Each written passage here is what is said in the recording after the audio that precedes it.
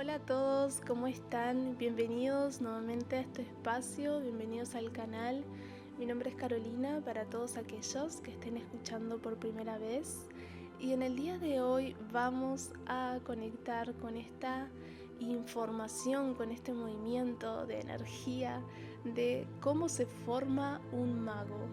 Y para todos aquellos que les guste el mundo de lo espiritual, de lo mágico, de lo misterioso, de que de alguna forma lo llevan consigo en su día a día, todos aquellos que sientan esa chispa interna de conexión con todo lo que no se ve, con todo lo que se va creando ahí en otros campos de realidad un poco invisibles a este mundo, por decirlo de alguna forma. Entonces puede que les vaya resonando ciertas cosas que vamos a estar conectando el día de hoy.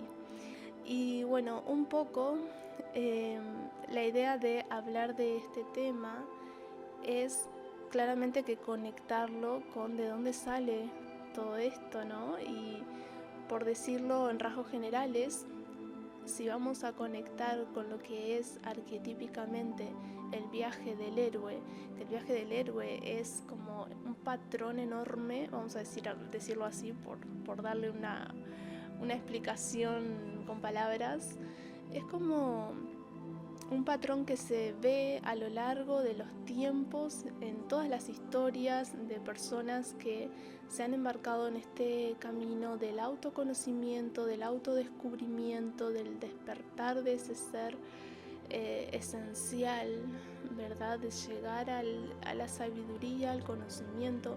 Bueno, todas esas personas que incluso han sido creadores de que se ha visto manifestado en la realidad de cosas físicas, de cosas materiales, eh, que han logrado construir realidades donde han sido innovadores, donde ha habido un antes y un después en determinadas cosas, ya sea objetos, ya sea épocas.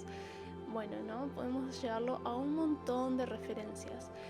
Entonces el viaje del héroe es algo que está todo el tiempo siendo en energía en todos los que de alguna manera se inician en este camino de ir hacia lo desconocido y en eso encontrarse o encontrar, ¿no? Porque en realidad siempre que nos encontramos a nosotros mismos o nos vamos encontrando, también vamos encontrando eso que traemos para ofrecer, para dar, para co-crear con la realidad, para servir con la realidad. Entonces es un poco desde ahí donde va a partir esta información de cómo se forma un mago, y también por el hecho de que hay mucha información mucha información y mucha distorsión, diría, en cuanto a lo que es la sombra, en cuanto a lo que es esta parte de que si lo vemos desde la dualidad como luz y sombra, ¿no? Estos contrastes, estas partes del ego, o bueno, la idea es contemplar esta realidad total que es la vida desde un punto de vista elevado, desde un punto, bueno, desde el ojo espiritual, ¿no? Desde verlo todo, desde una unidad interior, desde una coherencia. Así que bien, comencemos. Comencemos. ¿Qué es un mago? ¿Cómo se forma un mago? El mago es una persona común y corriente que comienza siendo una persona común y corriente, vamos a decir así. Es como un ser humano que de repente se da cuenta de que está muy cómodo en la realidad y que esa comodidad ya le está quedando apretada, ya le está quedando incómoda, ¿no? En esta paradoja es como de tanta comodidad empieza a sentir incomodidad, empieza a sentir como un llamado hacia algo más, este despertar espiritual, ¿no? Del tan famoso. Entonces, este despertar espiritual va llevando a esta persona, a este ser humano común y corriente, a darse cuenta que hay una realidad más allá de todo lo que ve, de todo lo que conoce. E incluso se empieza a ver a sí mismo y se empieza a cuestionar quién es el mismo realmente, si ya descubrió todo lo que quería descubrir, si la vida es solo eso que logró crear hasta el momento o existir en su vida hasta el momento. Entonces la persona se empieza a cuestionar y empieza a despertar en él un sentido por lo espiritual, empieza a despertar a su ser, a su conciencia. Entonces un mago se va formando, pero también es como paradójicamente se va despertando. Nos vamos formando en esta realidad donde estamos como un poco limitados o obstruidos por mente, pensamientos, realidades existenciales. Entonces sí es como que nos vamos formando de cero, pero a la vez hay un sentido espiritual que cuando va despertando nos va guiando. Entonces es como a la vez es un despertar y a la vez es una formación. O sea, las dos cosas coexisten en el mismo tiempo, ¿verdad? Muchas veces, por darles un ejemplo, les puede pasar que de repente, así ejemplo X, se forman para hacer Reiki, ¿no? Se forman para hacer Reiki y a su vez va despertando en ustedes como esta sensación de que ya saben cómo hacerlo. Es como se ponen a hacerlo y sí aprenden la parte teórica de cómo se hace, pero una parte de ustedes, un sentido espiritual también acompaña esa parte teórica y los hace como ya saber ciertas cosas, ¿no? Entonces las dos partes coexisten juntas. Y bueno, en este camino, volviendo un poco, la persona se va a enfrentar con ciertos desafíos. Estos desafíos van creciendo con el tiempo, o sea, estos desafíos al principio parece un montón, pero después que va pasando como eso, ese primer inicio, esa iniciación de cruzar, como le llaman, el umbral de la parte de pasar de lo conocido a lo desconocido, también se puede ver representado como cruzar este chakra raíz, que es como el inicio por donde sube, ¿no? Vamos subiendo hacia, como saben, el chakra raíz representa toda esta parte de los miedos, representa toda esta parte de lo que está muy ligado a la tierra, a lo terrenal, a los instintos básicos de supervivencia. Entonces es como, bueno, cruzar este umbral es atravesar esos miedos primarios que aparecen, y bueno, después que estás del otro lado te vas a dar cuenta que vas a tener que asumir con conciencia propia ya determinados desafíos si querés avanzar por el camino, ¿verdad? Ahora, si te querés quedar ahí, bueno, vas a tener desafíos de otro tipo, que ya son desafíos como de la vida misma, ¿no? Porque la vida siempre nos va a incitar a, de alguna forma, hacer ese camino que es el mejor para nosotros, que es el camino de hacernos conscientes, de despertar ese ser sabio, de co-crear con la realidad, para poder ser uno mismo, para poder crear un camino que vaya alineado a lo que somos, ¿verdad? Para poder que esa justicia divina se dé por nuestra propia elección también de elegirla. Entonces la vida a veces puede parecer que nos pone como impactos fuertes cuando estamos muy dormidos o muy distraídos, pero son necesarios a veces para tener como esta sacudida de activarnos.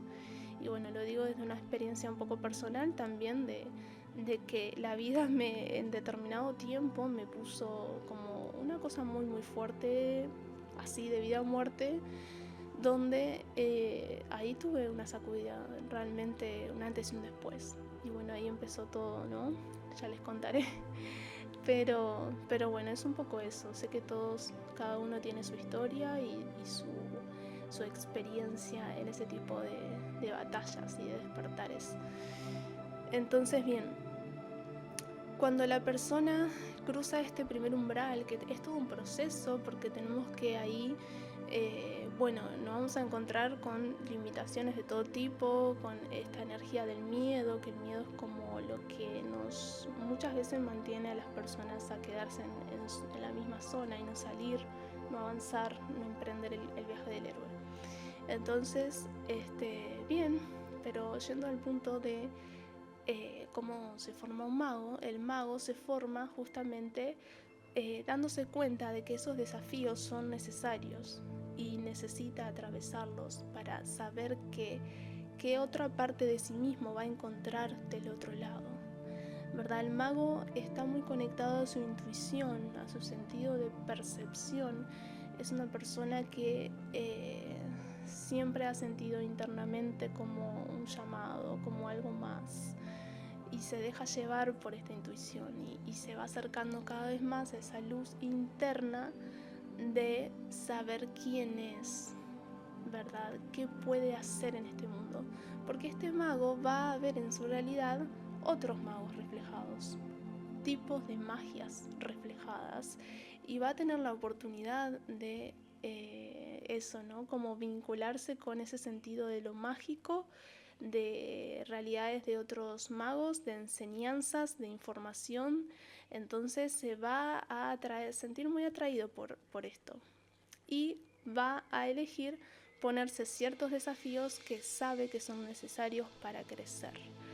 Y bueno, el mago se va formando de alguna forma intuitivamente y de una forma muy acompañada por el mundo mágico cuando despierta este sentido, ¿no? Es como algo que es también como una especie de despertar de este sentido, de lo mágico, de esta atracción hacia el mundo de lo mágico, que podría decirse que lo mágico es como todo eso que no se ve visualmente, pero se siente, se sabe que está ahí, incluso se puede ver, no con los ojos así físicamente, pero sí se puede ver manifestado de una forma muy sutil en hechos, en situaciones, en lo que se llama también como esto de coincidencias que no son coincidencias, que no me sale la palabra, sincronicidades. Ahí está, sincronicidades. Y bueno, ahí va conectando la persona, va despertando todo este sentido, ¿no? Y se va formando a sí misma, se va conociendo.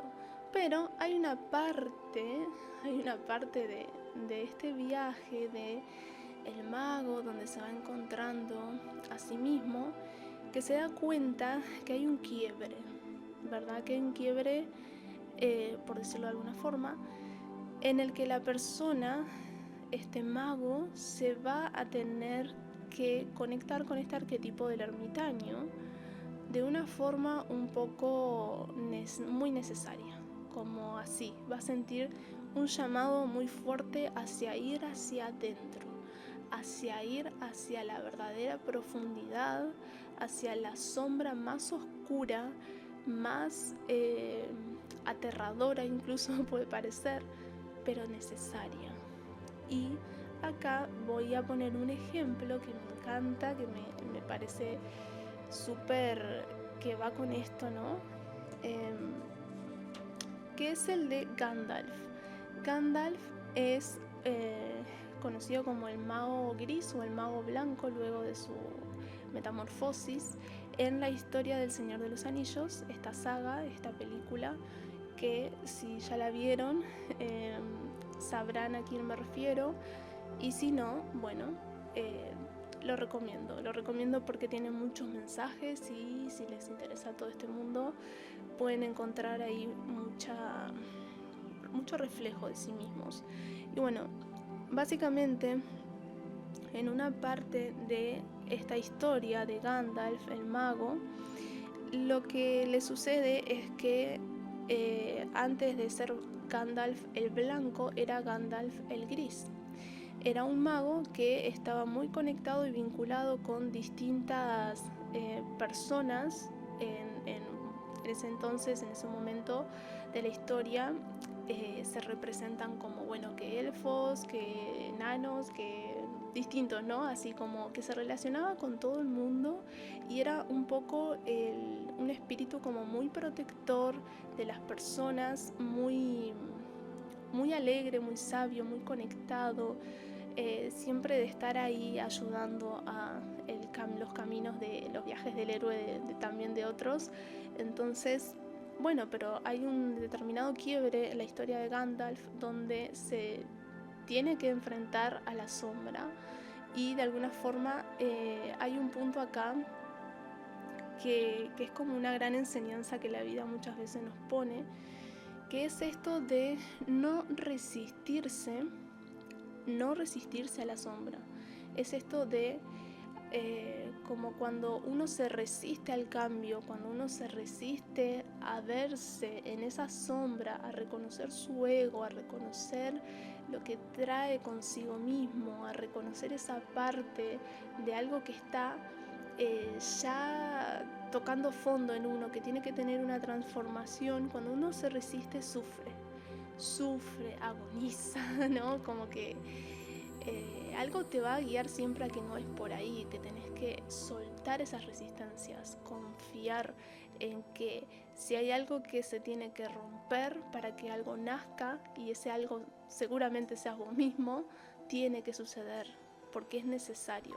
Y acá entra un poco la parte de la muerte y la vida, ¿no? Como en conectar con esta idea de, más que con esta idea, con esta, sí, energía de que es tan necesario morir como nacer, la muerte como la vida, la metamorfosis de la que les hablaba en un momento, que es este cambio, es esta transformación.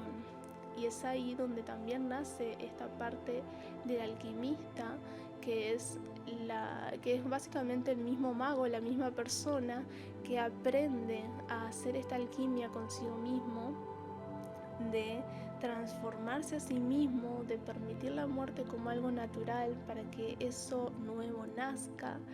Y acá viene la parte donde cuando uno si bien la sombra puede ser muy densa o sentirse muy terrible, cuando uno está ahí, cuando uno no se resiste y se entrega a ese momento, va a pasar esto de que va a descubrir que es ahí donde realmente despierta mucha parte gruesa de ese autoconocimiento. Es ahí donde uno se empieza a revelar ante sí mismo y empieza a elevarse toda esa luz, que esa luz se puede ver como todos esos poderes, todas esas habilidades, todas esas capacidades, esos dones, talentos que la persona traía oculta detrás de máscaras, detrás de miedos, detrás de creencias, detrás de paradigmas, de realidades. Entonces, todo eso que se rompió al final dejó salir a la mariposa, deja salir la luz, deja salir el brillo de quien sos, tu poder, tu sol. Entonces, bueno, la historia de Gandalf, básicamente después de pasar un periodo de tiempo en la sombra, renace como Gandalf el Blanco y aparece en la película como una persona más iluminada, más como hasta prolija, ¿no? De aspecto, porque te lo representan de una forma física muy notoria, que es como, se lo voy a poner de hecho acá en la imagen del podcast, del video, para que se vea de una forma ahí física. Cómo era el antes, así como gris, como despeinado, desprolijo, este mago, y cómo después de esta resurrección, de esta metamorfosis, es blanco, iluminado, más sabio, una persona más sabia, un ser más sabio. Y de esto se trata el viaje, el ir a las sombras, cómo se forma un mago. Bueno, el mago se forma a través de estas experiencias de conocerse a sí mismo. El mago se forma a través de hundirse en su propia profundidad para revelar todo lo que trae escondido detrás, ¿verdad? Se trata de animarse a romper todas esas posturas, todas esas limitaciones, todas esas batallas internas, para dejar revelar lo que auténticamente y naturalmente sos. Y es un poco por ahí. Es un poco por ahí que se ve representado incluso hasta en lo más cotidiano y simple de la vida. Cuando uno se anima a ponerse un desafío por delante que sabe que es necesario y lo pasa, ¿cómo se siente después? Se siente liviano, se siente agradecido, se siente confort, alegría. ¿Por qué? Porque justamente a través de ese desafío te conoces más, descubrís que descubrís que podías mucho más de lo que creías con tu mente, y empezás a ver a tu ego desde un lugar donde te das cuenta que estás esencialmente más allá de todo ego, más allá de todo paradigma, más allá de toda programación y limitación. Te das cuenta que en realidad tu ser esencial, tu espíritu es ilimitado, y que depende de que a veces te pongas pequeños desafíos. A veces son desafíos diarios, cotidianos, algunos le llaman metas, objetivos, pero yo diría que son como pequeñas pruebas que nos ponemos a nosotros mismos para ir superando y ir demostrándonos que en realidad somos ilimitados, que podemos tener una realidad orquestada por lo que en realidad somos, orquestada por este sentido tan real que es nuestra esencia, que de alguna forma nos conecta con la idea de representar todo eso que somos internamente en nuestra forma física, por ejemplo, en que tu hogar, donde vivís, refleje tus gustos, ¿no? Lo que te gusta, lo que te inspira.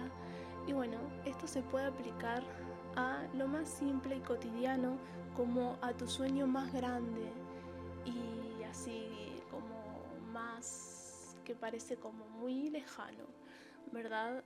Hay que soñar con los pies en la tierra, y esto es algo que bueno, no es literal, pero sí, hay que hacer el trabajo que cada uno sabe que tiene que hacer, seguir esa intuición, porque cuando seguimos nuestra intuición, en realidad estamos siendo ese mago, estamos conectando con esa sabiduría que nos va enseñando y nos va mostrando qué más hay por descubrir, no solo de nosotros mismos, sino de la belleza del mundo, de esa naturaleza de la vida que está ahí floreciendo para nosotros. Así que bueno, espero que este mensaje pueda llegarles y permitirles conectar con lo que cada uno necesite para su propio camino. Y bueno, eso, conectar con esa inspiración también para co-crear su propia realidad, alineada a todo eso que sueñan, alineada a todo eso que en verdad ya son. Les mando un fuerte abrazo a todos y nos estamos conectando en un siguiente podcast.